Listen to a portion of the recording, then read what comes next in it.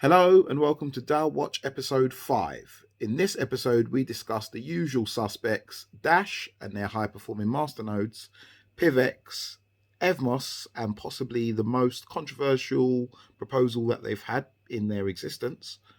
And the special guest DAO for this episode is MoonDAO. I'm Cryptosi. Enjoy the episode. And here's my evil supervillain accessory. Oh, there we go. All right. Enough of that. Enjoy the video.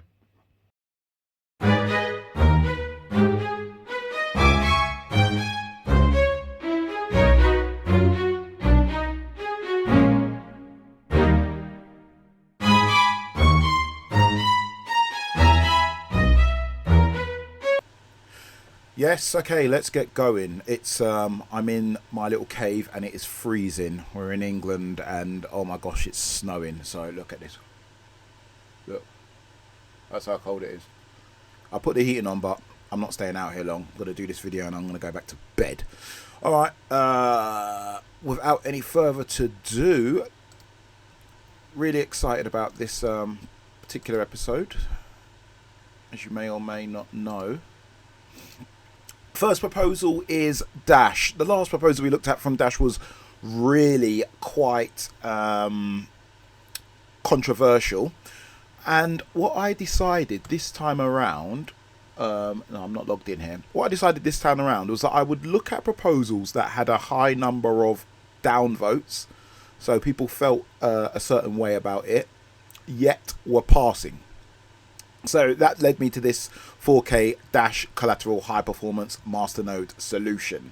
Well, it didn't lead me to it, but it lends itself very well. So I thought I'll follow this particular proposal. The Evo decision. Evolution is Dash's new platform that they've been building for 6 years. It's nearly finished and it's pretty cool. It has features that are quite standard now, but when they started the process weren't very standard. And the way they're implementing them allows them to grow forward with more new features. And I think that's the part that a lot of people are missing in this particular proposal. All right, so the proposal is, should we have a 4K high performance masternode solution? A quick background is that the high performance masternode is like a masternode. Masternode is when you collect 1,000 Dash, you can have this special node called a masternode. It does two particular things. It does the instant send, which means you can send Dash, or any user can send Dash from one user to another, and it happens instantly because the masternodes are speaking between each other to facilitate that trade and say, okay, this has happened instantly.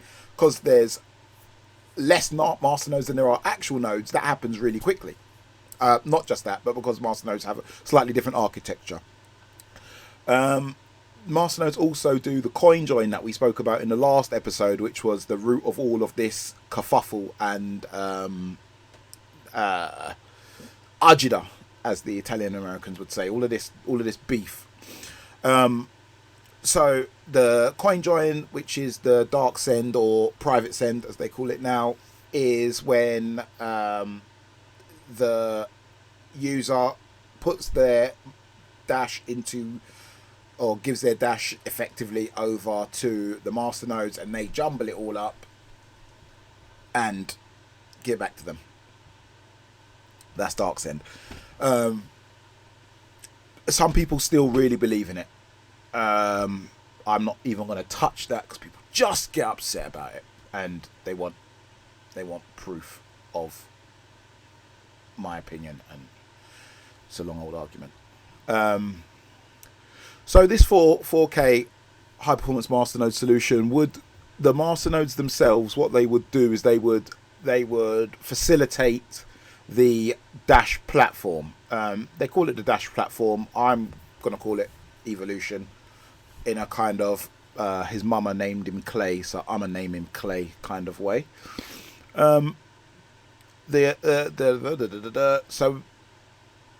what what they're saying is there was various options. So if we go back into the overall proposals, there's various options. So there's the 1K option, which hasn't got many votes, the 4K option, which has got the most votes, and there's the 10K option, which also doesn't have many votes. 4K of Dash masternodes. Let's go to CoinGecko. Pardon me. We'll do this really quickly. Dash currently has a price of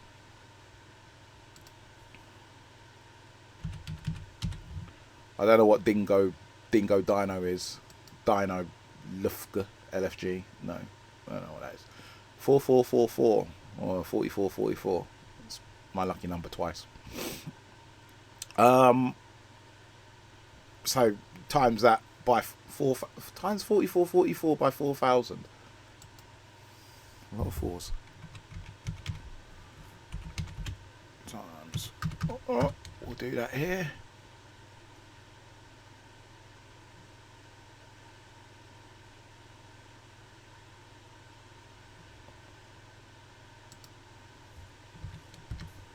I'm thinking to myself, that's a massive number. Okay, so each of these high performance masternodes at current prices will cost you $177,000. And that's the main argument against this proposal for having these high performance masternodes have this much of a collateral. It means that basically the people that are going to spin these up are the people who already own 5 to 10 masternodes, because buying in to support this network or support the decentralization for $177,000 in the current climate or even the future climate where there are going to be new shiny things is going to be difficult.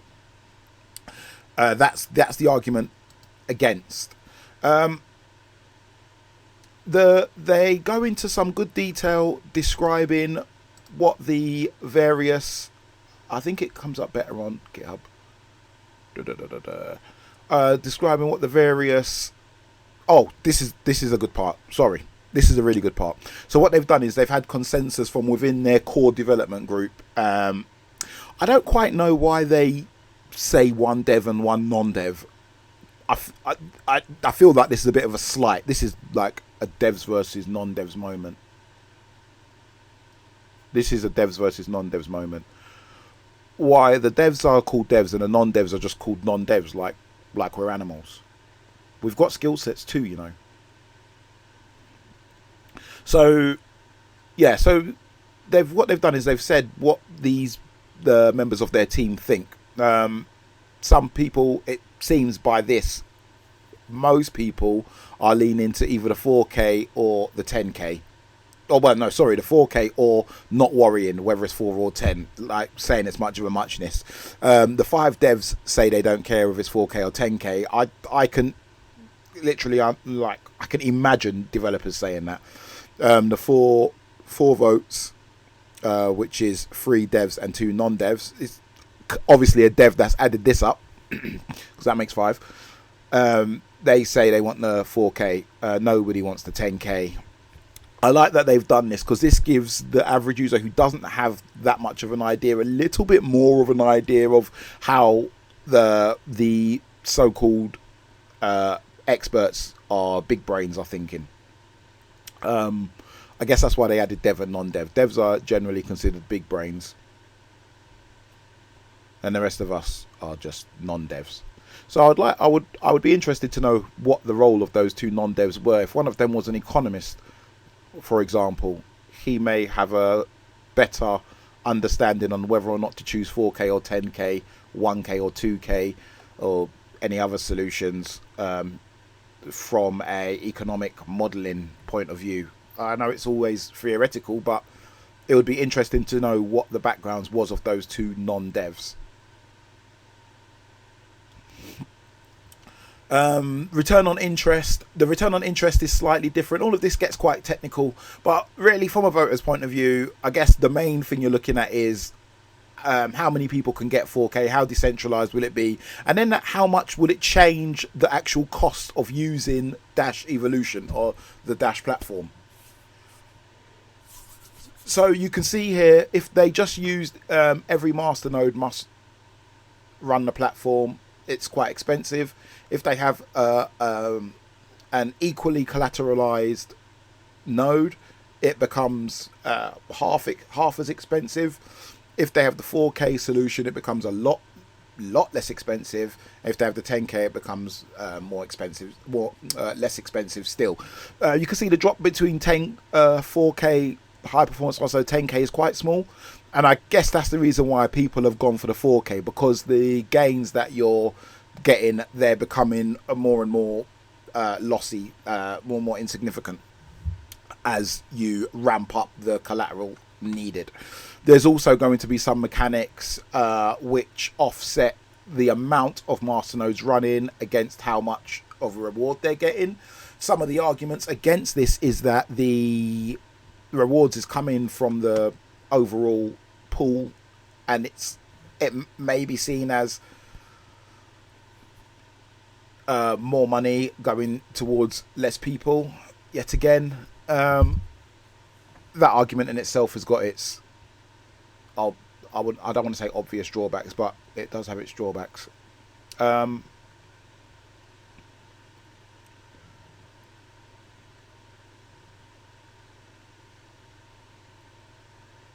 And yeah, this is a great FAQ. There's a load of information. Obviously, links, as always, will be in the description. I am going to, as usual, give my pros and cons. My pros were that it's well organized, very factual, lots of information, especially in that FAQ. There's information on the fees and the rewards. The excitement of Dash Evolution or Dash platform being ready soon is massive. They've really done quite a lot.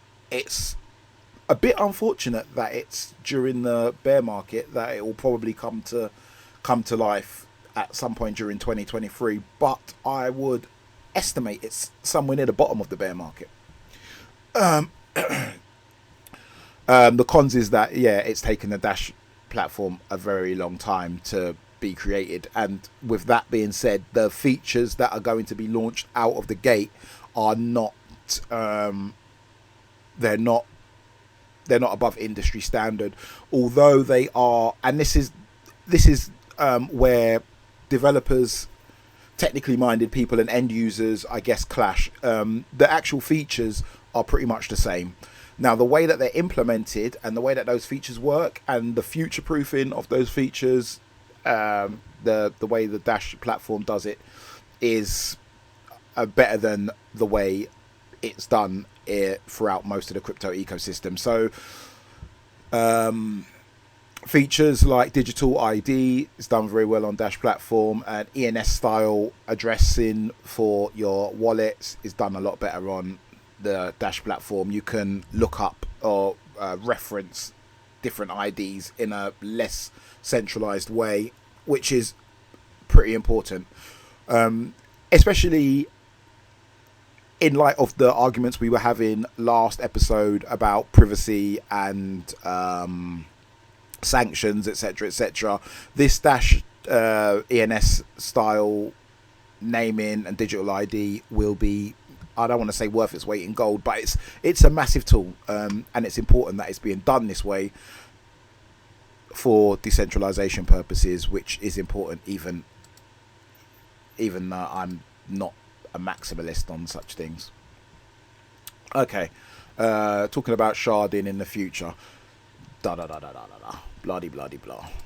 Right, for me, I'm gonna vote yes. I think the centralization worries of the 4K platform are pretty high, but I think the masternode network is pretty centralized anyway. I think that once the platform is built, they're just going to have to try to find some other ways to work against that centralization.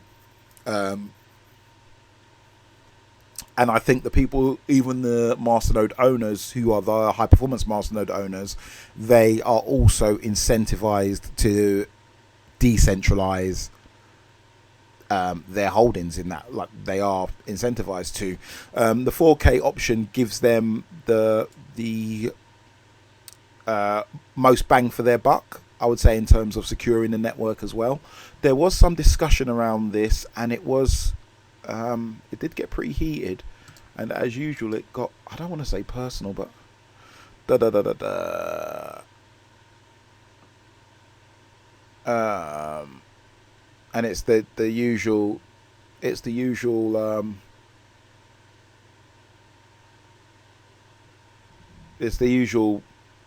suspects. This guy, I didn't realize what this guy was like, but one of these arguments, Grandmaster Dash attacked Dash's platform proposition, but like, it's a shame because he's got a lot to say. Oh, this is my platform. Actually, I say what I want. He's got a lot to say, but he's a bit of a dingbat, and he's a little bit too angry all the time. Okay, Grandmaster Dash, I won't downvote you because you did at least look into what they're doing. So sometimes there's like reasonably sensible responses to this guy's anger. Censorship risk, please. Yes, I think that there is a censorship risk. Of course there is.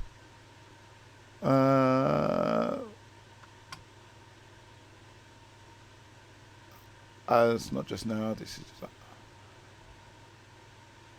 I think what's on the phone.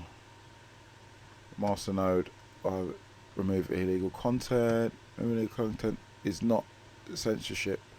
Removing illegal, I want to make something very clear. Removing illegal content is not censorship. Censorship is a free speech issue. Okay, that's really a really stupid thing to say. But let's not focus on him. There was some good discussion back and forth around the security of the networks. Everybody's worried about centralization though. So that's all I'm going to worry about. We're not going to worry about the other parts. Centralization is the main issue. I think it's worth it. I think that the centralized holders, let's say it drops down to a double-digit number of people who are owning all of the nodes. I think that's reasonable to say. I know people are going to, I don't know, there's going to be hundreds of them. Probably not. There'll probably be hundreds of nodes and probably scores of people who are the owners of those nodes. Centralization is the only issue. I think it's worth it. So from me, it's going to be a massive yes. And we can move on. Next, let's discuss... How quick was that? Oh my god, I always take so long on Dash. Next, let's discuss PIVX. Unfortunately, for some reason, PIVX doesn't really have much going on this month. So what I decided was I'm going to make my own proposal for PIVX, which I will prepare, and before I launch it, I will review my own proposals. That can be a part of DAO Watch. And the proposal I make to PIVX, I will match it with a same proposal to another project. Not Dash, because Dash will cost me $200 just to launch a proposal for the real Dashman 21 to say that I'm a lizard person, some other wild conspiracy theory. So I'll find another DAO and I'll launch a very similar thing. Maybe Evmos. Maybe I'll do a proposal. Right, that's what I'll do. I'll do the proposal on PIVX. I'll do the proposal on Evmos. The same. I've literally supported them both the same on this TV show, on this series. So I'm going to do a proposal for maybe between $200 and $400 on each one, and the money will go towards advertising this show. So that's what I'm going to do. Seeing as the PIVX budget has got 30,000 PIV available, which is give or take $10,000, give or take. So I'm going to do that. The pros are when DAOs inevitably become popular, I'm going to get loads of views because I would have been making content from before they were popular, and getting loads of views is great. The cons are I support multiple DAOs, which really affects people's tribalism. I also don't have very many subscribers at the moment because DAOs are a niche part of a niche, and since we've had this channel, we've only ever made niche videos, so we don't really appeal to the masses. We appeal to the intelligent people like you.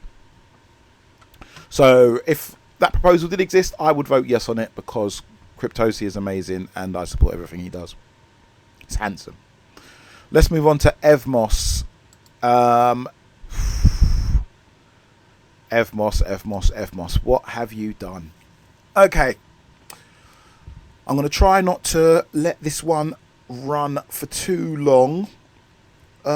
This was the most amicable and loving and well played out.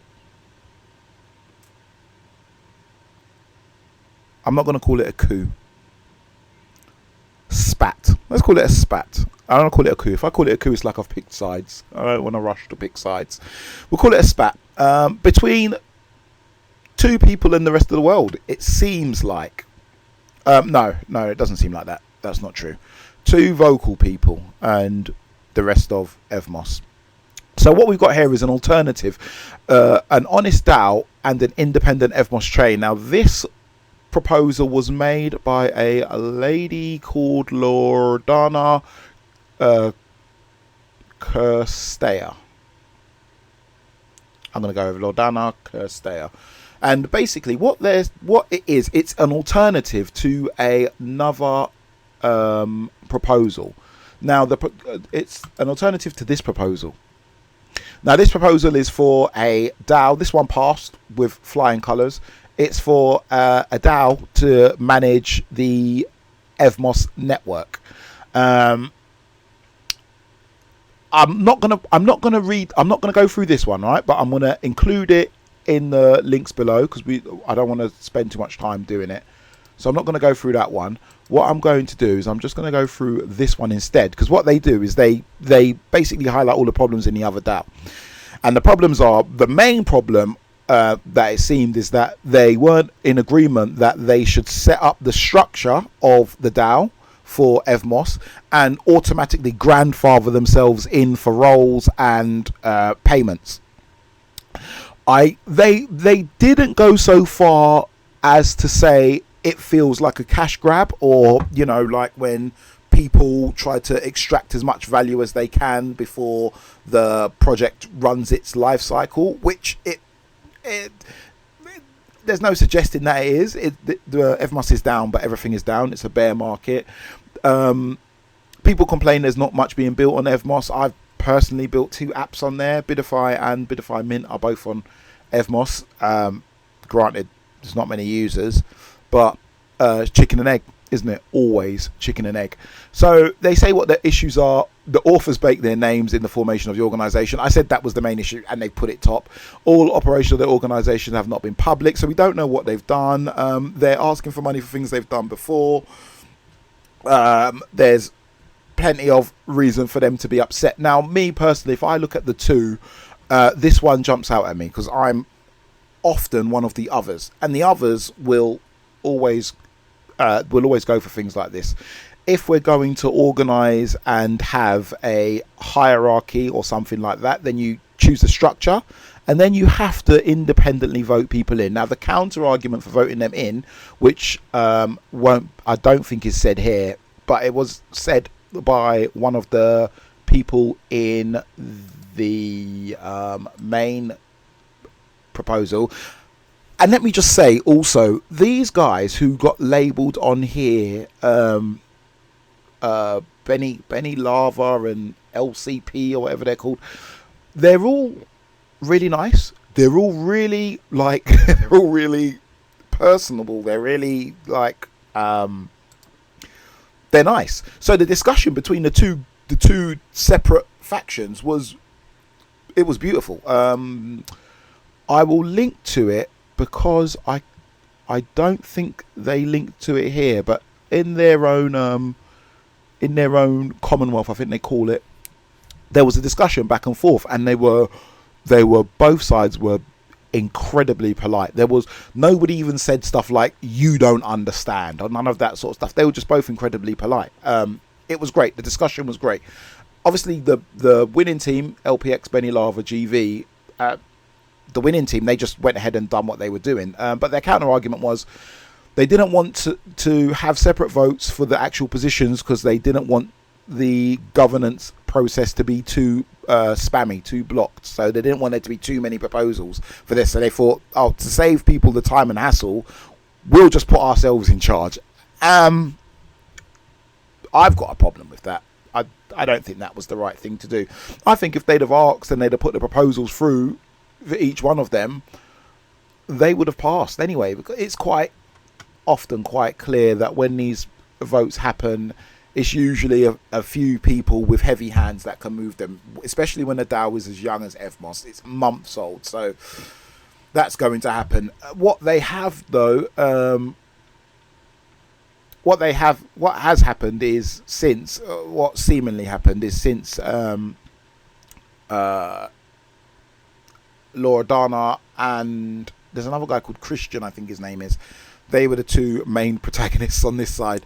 They seem to have either left the project or moved on, or they want to take their idea for a fairer DAO elsewhere. This happens a lot within DAOs. And unfortunately, with people's first effort at a DAO, this will happen. And a lot of the, I don't want to say genuine people, let me say the smart people, because they're people who think like me. They lose and leave. And then they go and try and start their own thing up and they can't get the momentum because they need the LPXs, Benny Lavas and the GVs of the world. And obviously the mighty financial hands that are backing them. They need those people to build things and make them shiny so that they attract other people to their DAOs. So it would be nice if sometimes these people that have left or moved on or they want to take their ideas elsewhere all went to one place, one DAO which was doing things properly. Even if it didn't have its own chain, if it was just doing things properly, that would be nice. And I'm pretty sure that DAO does exist. This was also written by Loredana, I think. I think Loredana wrote this, and this was a really good text. I'm going to link to this in the description as well. And I like this because she looks at a DAO from quite a different perspective to how I look at them. So I learned quite a lot here. So the way she looks at it is that she wants to determine it and break it into different parts. I guess you could call them a federation. Yeah. So the chain aspirations, decision making, executive, sense making, building, and maintenance. I'm not going to go into this too much. Like I said I wouldn't make that much of a big deal out of this proposal. Brilliant proposal. Amazingly well discussed by the two factions. I can't really compliment both sets of people any higher. They really done a very good job of what was definitely an emotive topic, especially for the volunteers, because they would have put in a lot of hours into this to get, I don't want to say rug pulled, but they did get sideswiped by this. All right, we're in charge now. You've got a chain aspiration. So let's look at the way she's broken this down. You've got a chain aspirations body. This is the one that I would remove. This is the one that I don't like. And the reason why I don't like it is because it has the right to veto any decision from the decision-making body. I feel like the only real way to have a DAO is if you quite simply allow it to fork. It just has to be able to fork. You can't have this veto power in, because then whoever these people are who are in this ruling class, they can veto stuff. Now, vetoing stuff may make you feel like, oh, we're on the same course. However, if something does happen, like an obstacle appears suddenly in the forms of sanction or something else, and people suggest a solution, they will have the power to not take the solution. And not taking action is a form of action. So effectively, they can steer the ship single-handedly. That's too much power. So this veto I would take out, and thus I would take out the whole thing. Decision-making body, fine. Executive body, fine. Sense-making body, I love this. I want to be a part of this. With this video, this series of videos, I've tapped into this section. I feel this is where DAOs are currently the weakest in the sense-making body. We've got the information, now let's try to sift through it. Let's try to work our way around it. Let's try to improve upon that information. Let's try to share that information. We don't have many tools for that. So that being a separate body within a DAO, I think would be great. If a DAO could if a DAO could, what's the word? Within itself. If a DAO could within itself create this sense-making body and start to incentivize people to share information, dig for information, fact check for all information used in decision making, share it, look for feedback, go over past proposals, poll community members, bring community members and interview them, ask them, bring previous proposal owners, ask them what was your experience like, how could it be improved, X, Y and Z. Sense making body, I think that's brilliant. I think this needs to be expanded. Building and maintenance body is probably the only body that should have veto powers, but even then maybe not. But I know in other DAOs that are on chain, like where the DAO controls the chain, no DAO controls the chain, where the DAO and the treasury, they could vote something in. I feel like these guys who would be the developers, they can turn around and say, well, look, that's not possible. And I think that's the only grounds on which they should be able to veto something if it's technically not feasible. If they technically can't do it, I don't think that's grounds to veto something. If it's technically not feasible, like impossible, then yeah, they can veto it. But yeah, this is beautiful. Great work. Great. These guys have done a great job. I really like what they said. I like how they argued. I like how the other people counter argued. I don't like that they just went ahead and put the proposal through anyway. But I understand and I accept that when a DAO is young, it's like a child. When a child is young, it's not going to walk on its own. You have to carry it. I think what Loredana and Christian's arguments were let's try to teach the DAO to walk and let's not carry it. These guys said it's quicker if we carry it. So I disagree with this. I would have voted no on this. Definitely. I missed it because it was so short. And that's another problem. They'll talk in the thing for a few days and then they'll do it here. It all happened way too quickly for my liking. But that's one of the issues with this particular DAO. And yeah, so for me it would have been a no for this one, and it would have been a yes for this one. I'd love to have either Christian or Loredana on the show. I want to start speaking to people who have got proposals or recently had proposals passed or failed. How are we doing for time? This feels like a long episode. Yeah, this is a long episode. All right, let's move on. Let's move on to our guest. Now, our guest DAO this time is MoonDAO. Now, there's a few things I want to discuss here, or a few things I want to show. First of all, Snapshot. Snapshot is a tool which allows you to look at various DAOs on the ETH or similar blockchains. So I guess you can go, you can't go here by network, spaces, networks. You can't choose by networks, but you can choose any particular DAO. So if we go here, we can search for a DAO. Let's look at Juicebox, for example. See, there's Juicebox DAO. So you just click the DAO and then you can just see what's going on. So Juicebox DAO reimbursed Django for payment to Cogni DAO for Notion and Figma expenses. Django is, I don't know if it's a guy or a girl, but Django is somebody that I follow in Juice DAO. I follow them on Twitter. They're quite into DAOs. So, and this is, little hack. If you find somebody like this, you find their name, try and find them on Twitter and follow them, because they're generally going to give you some alpha on new things, because if they're into DAOs, they're going to find out first.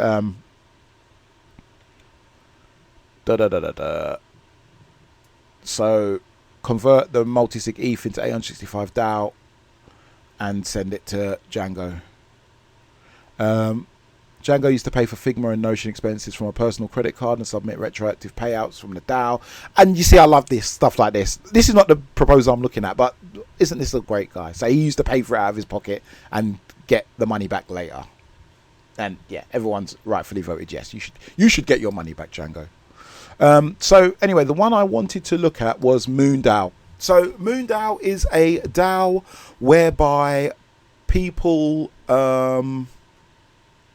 want to put someone in space. Maybe it should have been called Space DAO, but the idea of the DAO, I wonder if I click about. No, it doesn't say. It's a shame. Shows how much money they've got in their DAO treasury. That's interesting because that's not accurate. I'll tell you how I know it's not accurate, because I've looked at this on Zapper.fi. We'll just go to here. If I go to let's go to MoonDAO. Let's go to MoonDAO. There we go. So if you look here, right, see, this will show you the real value. So it's got 1.3 million in DAI, and it's got about 6 million in their own Moon token. Obviously, definitely not liquid enough for them to realize all of that. If they sell the tokens to collect the millions, the value will go down before they've collected the millions, basically. They've got a small stake in Juicebox, and they've got some ETH, and they've got a tiny bit of USDC. So when you want to check a DAO, check it out in Zapper.fi, because it will show you everything that they own. They've also got some NFTs. I'm going to send them an NFT. I'm going to create an NFT and send it to them. Just why not? Free advertising. I guess, yeah, it does show them all. So yeah, that is actually. Oh, I'm not going to do it. If I do it on Optimism, I can do it on Optimism, and it'll be cheap. Sorry, do you know, I'll probably have to edit that out from the actual video, because I'm literally just thinking out loud now. Right, so anyway, the MoonDAO, they want to send people into space. They've got $1 million to do it, and well, almost $6 million to do it if their price of their token stays stable when they sell it. And this proposal that I'm looking at is for them to create a documentary, like a movie, of them actually putting someone to go into space. Now, this is already completed. It finished this morning in the early, well, no, sorry, by the time this goes out, 3 days ago, in the early hours of the morning. 100,000 DAI plus 1.5 million worth of V money. So there was various options, and this was the one that won. It won by enough to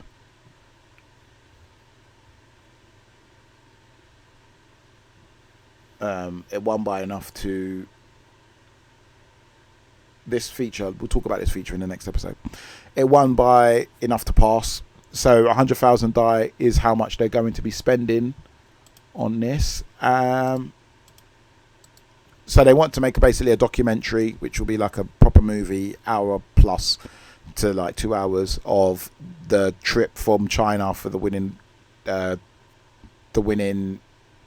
community member to the US, to a rocket, and then into space. That's going to become a movie. I hope it becomes like a Netflix special or something similar. Let me check time quickly. Okay, let's wrap this up. Comes a Netflix documentary or something similar. So let's go through the pros and cons. They requested 100,000 to document someone going into space. That's quite small considering they've got 1.3 million. So I think the documenting of it in a video is, I would say it's gold dust, something that they definitely should do. So I guess the question shouldn't be whether or not to do it, just how much, and that was kind of proven. 100,000's not too much. They've got a budget of around 8 million, depending on how their MoonDAO token holds up. If we go into a bull market and the MoonDAO token 10x's, then all of a sudden this is a massive DAO. It's very likely they'll still be alive in 2 years. Very likely that their token will go up because they've got so much of their token in DAI. 1 million is a lot of runway. The pros, it's a small portion of the treasury, like I said. It could be possible to recoup some of this by selling the IP rights to streaming platforms, Netflix, I don't know, Disney Plus. Even if you put it on YouTube and it gets an amount of views, you can recoup some of that money. Or a particular YouTube channel may pay you for it because they may already have viewers or who may be interested in watching something like that. So they may pay you for it. And it's an excellent and well fleshed out proposal. I'm going to scroll through the well fleshed out part. They put it onto online. It's all here. All the stuff is here. They talk about the partnership they want to have with Studio DAO. I love to see DAOs and DAOs working together. Studio DAO, I'm going to do next episode. We'll do something about them. They talk about the people who are making the movie, and they say that they will own the IP rights. It's just very good. Look, the IP for the documentary, they're going to set up an LLC, co-owned by Susie Conley and Fernando Urdapilleta.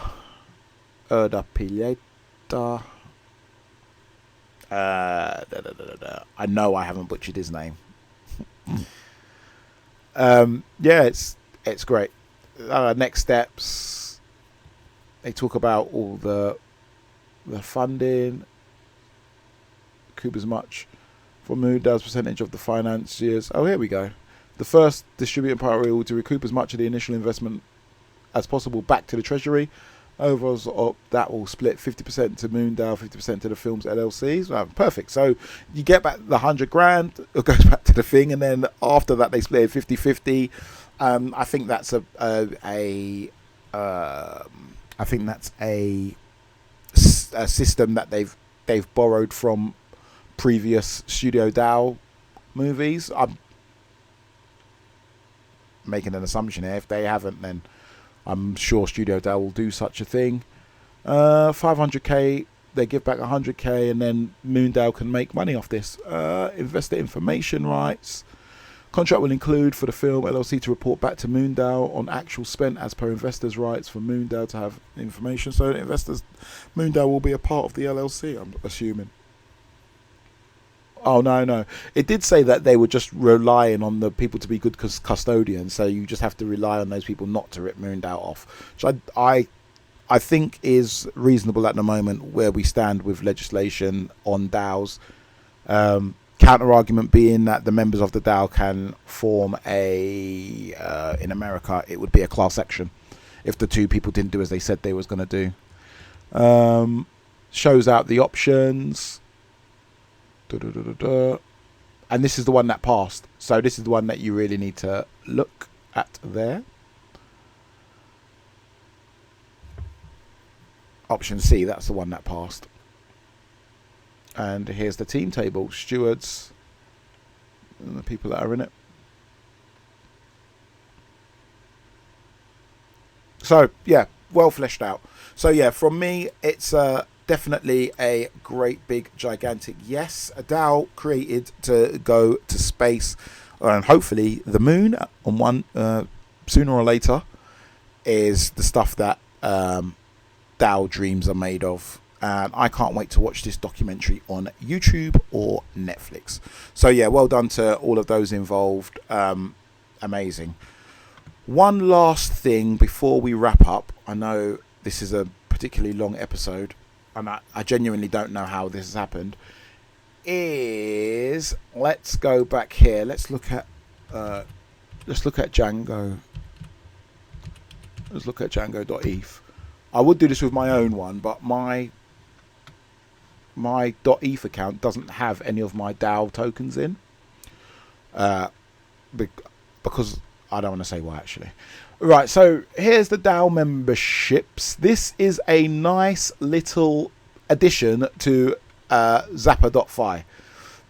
Here you can, like I said before, you can find people in the Ethereum world by their ETH, and then you can look at the DAOs that they've joined, and you can find that they're in some pretty interesting DAOs. Because I followed Django, that's how I found out about MoonDAO. But you can see he actually owns some other DAOs as well. He's got Juicebox, it's a great DAO. MoonDAO, Friends with Benefits, pulled together ENS DAO, which suggests that he was early on ENS, which suggests that he uses ETH a lot, suggests that he knows his stuff. Optimism, Uniswap, Popcorn, all these other DAOs, right? So use this when you find someone on Twitter or wherever and their name is .eth. Go into Zapper.fi and immediately go and have a look and see what DAO memberships they are a part of, and see if those DAOs interest you. If the person interests you, it's very likely that the DAOs that they are a member of will also interest you. And with that, I bid you all farewell. Thank you very much for watching. Oh, please like and subscribe. Congratulations for getting to the end. I guess I've got nothing else to say. Peace.